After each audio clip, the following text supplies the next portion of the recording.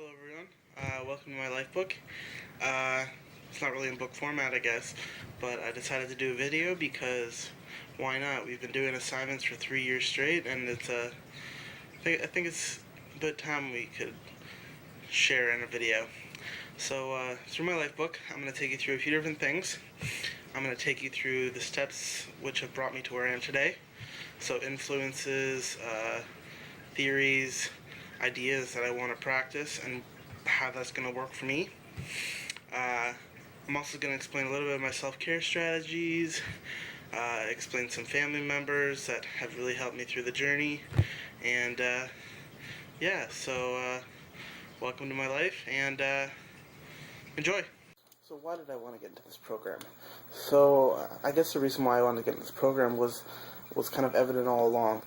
All through my life, I was kind of attracted to to my friends who didn't have much peer support or family support, who just had difficulties in life, pretty much. I guess I never realized it at the time, but I was always drawn to these people, and I always wanted to look after them as a brother or sister. So I guess that's kind of where it comes from. Continuing on my journey, I guess, I was always told by my parents and my parents' friends and my siblings and etc. that I'd be good working with children of all ages, because according to them I have a kind of a soft approach that is very welcoming.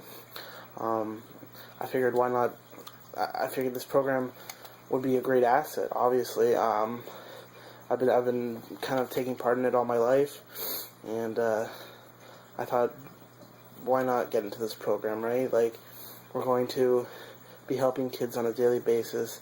We're going to feel good about ourselves.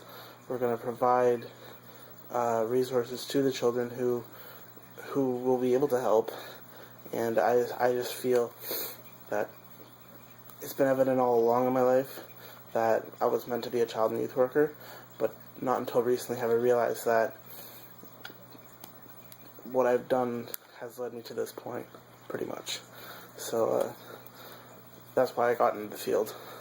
So these past 3 years I've learned so much that it was hard to cycle through of what I felt was the most important to me. Through the past 3 years I've come to realize what kind of strategies and what type of theories I would like to live by. So the first one I'd like to show you is Maslow's hierarchy of needs. So what this works off of is you have to fulfill each step before moving up the ladder. So someone would want to achieve biological and physiological needs before they would go on to safety needs. Making them way up the ladder, they become more secure and able to control their lives better. Another theory which I really liked was operant and classical conditioning. I really enjoyed these. I enjoyed the dog example and just using positive reinforcement and rewards to elicit a response that we would like, and seeing how it develops within the person and eventually how it works in the favor of both the client and the counselor. And the last theory that I really liked is a theory I recently learned of. It's called Bowen's triangulation theory. It was presented to me by Meredith Pilley. I think that's how you pronounce your name. What this works off of is she wanted to make sure we knew that everybody has triangles in their life.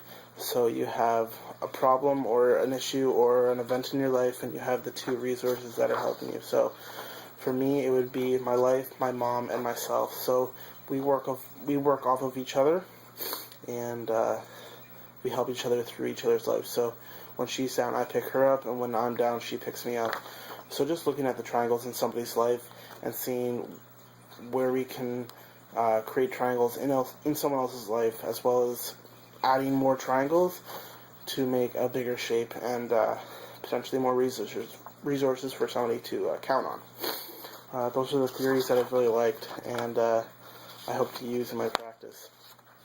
So some major supporters in my life who've always been through everything. I'm just going to explain some right now, and you are going to see my mom and my sister in a little bit. But the first one I'd like to explain is my dad. So my dad's never been there physically. He's worked out of town a lot throughout the years, and I haven't really bonded with him in that sense. But seeing his work ethic and and what he's done to support us is just mind-boggling. He's always made sure there's been a roof over my head, food on the table, as you can see, and I admire his work ethic, and obviously I wouldn't be here today without him. He's always been a great supporter. He's always provided positive reinforcement, despite the fact that he hasn't been here. I admire him, and I hope that I possess some of the qualities that he has getting older and going into this field. Another supporter that I have is my cousin Stephanie, who is right here. Me and her are extremely similar.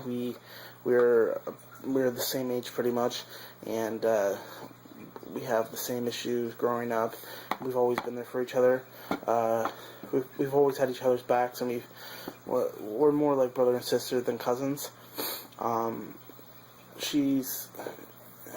she goes through difficulties, I help her through, and when I go through difficulties, she helps me through.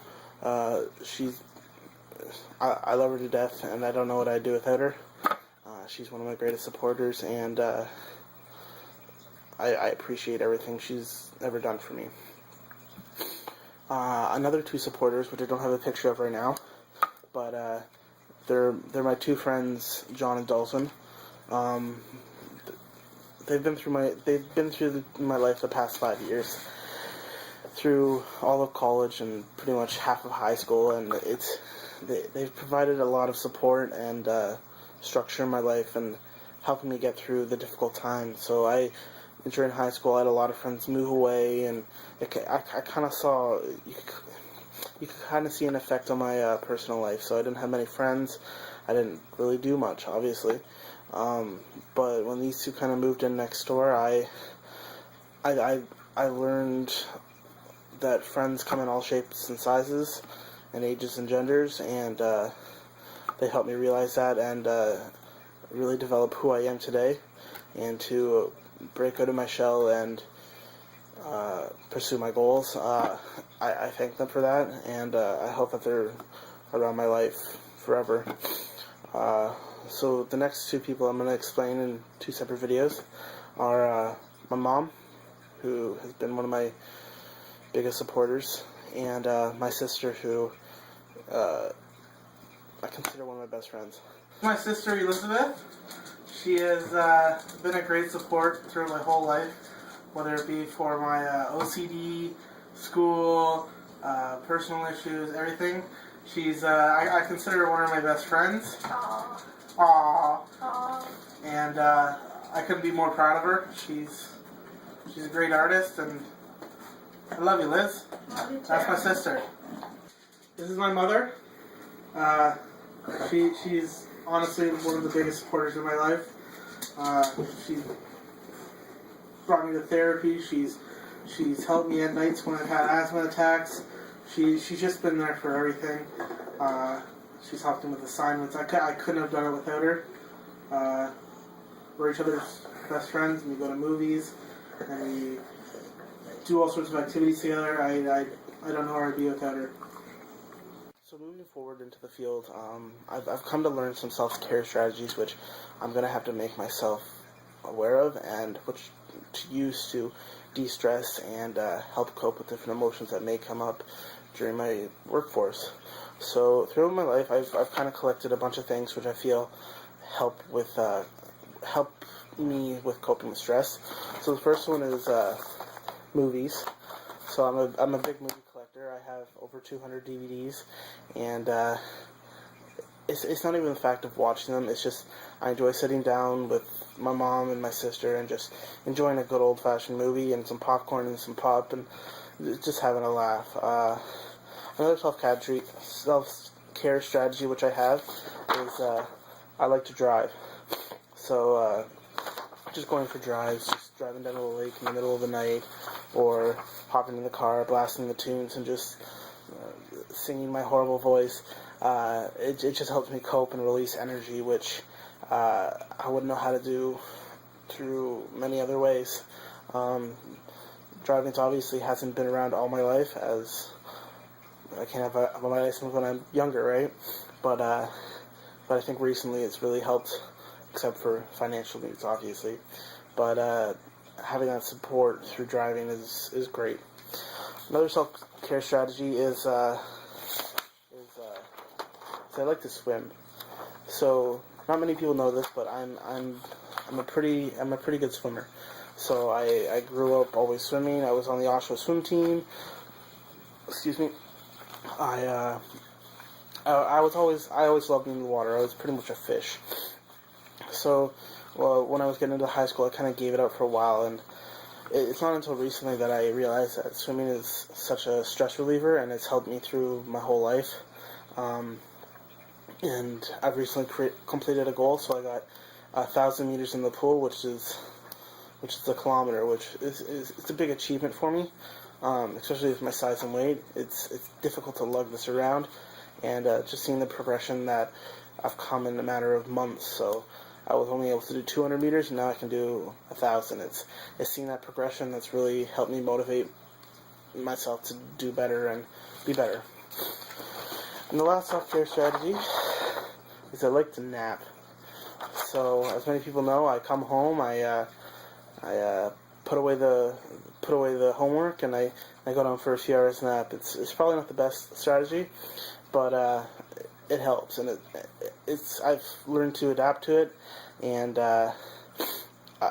it helps me just focus better later on. So I come home, I close my eyes, I forget all my struggles, and I wake up with a more clear head and able to think rationally and develop different strategies and plans to use. Thank you all for watching my life book. I'm really appreciative that you guys took the time out to watch it and see what my life's been about. Here are my references for Heather Sago, and thank you. And that's my cat.